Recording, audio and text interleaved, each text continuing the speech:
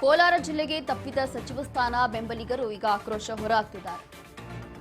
ಬಂಗಾರಪೇಟೆಯಲ್ಲಿ high command ವಿರುದ್ಧ ಪ್ರತಿಭಟನೆ ಮಾಡಲಾಗ್ತಾ ಇದೆ. ಈಗ 4 ಜನ ಕಾಂಗ್ರೆಸ್ ಶಾಸಕರಿದ್ರು ಕೂಡ ಜಿಲ್ಲೆಗೆ ಸಚಿವ ಸ್ಥಾನ ಸಿಗಲಿಲ್ಲ, ಇದು ಮೋಸ ಆಗಿದೆ ಅನ್ನುವಂತ ಆರೋಪ. 3 ಬಾರಿ ಶಾಸಕರಾಗಿದ್ದಂತ ಎಸ್.ಎನ್. ನಾರಾಯಣಸ್ವಾಮಿ ಅವ್ರಿಗೂ ಕೂಡ ಸಿಕ್ಕಿಲ್ಲ. ಶಾಸಕ ಎಸ್.ಎನ್. ನಾರಾಯಣಸ್ವಾಮಿ ಬೆಂಬಲಿಗರು ಈಗ ಪ್ರೊಟೆಸ್ಟ್ ಮಾಡ್ತಿದ್ದಾರೆ. ಸುಬ್ಬಾರೆಡ್ಡಿ ಅವರ ವಿಚಾರದಲ್ಲೂ ಕೂಡ ಹೀಗೆ ಆಯಿತು.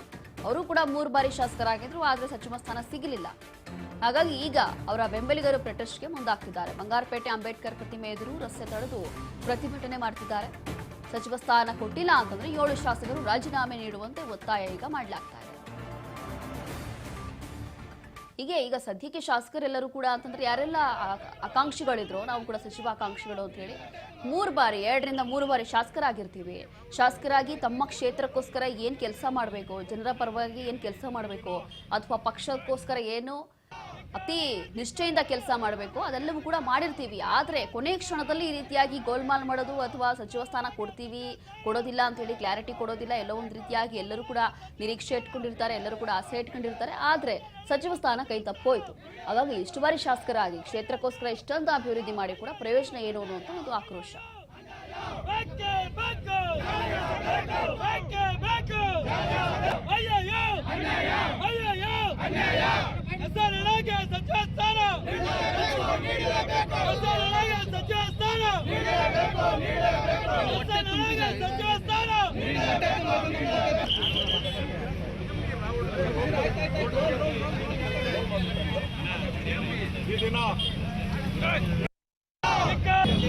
ಡಿ.ಕೆ. ಶಿವಕುಮಾರ್ ಸರ್ಕಾರದಲ್ಲಿ 20 ಜನ ಸಚಿವರನ್ನು ತಗೊಂಡಿದ್ದಾರೆ.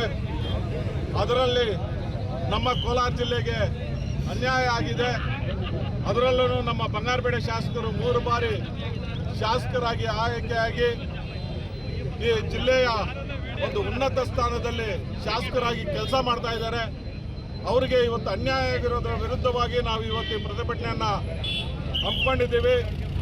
3 ಬಾರಿ ಶಾಸಕರಾಗಿ ನಾವು ಕೋಲಾರ ಜಿಲ್ಲೆಯ ಎಲ್ಲ ಶಾಸಕರನ್ನು ಒಗ್ಗೂಡಿಸ್ಕೊಂಡು ಎಲ್ಲರೂ ಹೋಗ್ಬಿಟ್ಟು ನಮ್ಮ ಹೈಕಮಾಂಡ್ ಆದ ಮಲ್ಲಿಕಾರ್ಜುನ್ ಖರ್ಗೆ ಅವ್ರನ್ನ, ಮಾಜಿ ಮುಖ್ಯಮಂತ್ರಿಗಳಾದ ಸಿದ್ದರಾಮಣ್ಣ ಅವರನ್ನ, ಹಾಲಿ ಮುಖ್ಯಮಂತ್ರಿಯಾದ ಡಿ.ಕೆ. ಶಿವಕುಮಾರ್ ಅವ್ರನ್ನ, ರಾಹುಲ್ ಗಾಂಧಿ ಅವ್ರನ್ನ, ವೇಣುಗೋಪಾಲ್ ಅವ್ರನ್ನ ಮತ್ತು ಸುರ್ಜೇವಾಲಾ ಅವರನ್ನ ಮತ್ತು ಬಿ.ಕೆ. ಹರಿಪ್ರಸಾದ್ ಅವ್ರನ್ನ, ಇಷ್ಟು ಜನನ ನಾವು ಎಲ್ಲ ಎಮ್.ಎಲ್.ಎಗಳು ಹೋಗಿ ನಮ್ಮ ಕೋಲಾರ ಜಿಲ್ಲೆಗೆ ಒಂದು ಸಚಿವ ಸ್ಥಾನ ನೀಡಬೇಕಂದ್ಬಿಟ್ಟು ಮನವಿಯನ್ನು ಮಾಡಿದ್ವಿ.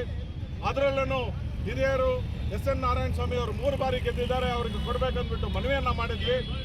ಆದರೆ ಇವತ್ತು ನಮ್ಮ ಕಾಂಗ್ರೆಸ್ ಪಕ್ಷದ ಹೈಕಮಾಂಡ್ ನಮ್ಮ ಜಿಲ್ಲೆ ಮತ್ತು ಚಿಕ್ಕಬಳ್ಳಾಪುರ ಜಿಲ್ಲೆಗೆ 2 ಜಿಲ್ಲೆಗೂ ಅನ್ಯಾಯ ಮಾಡಿದೆ.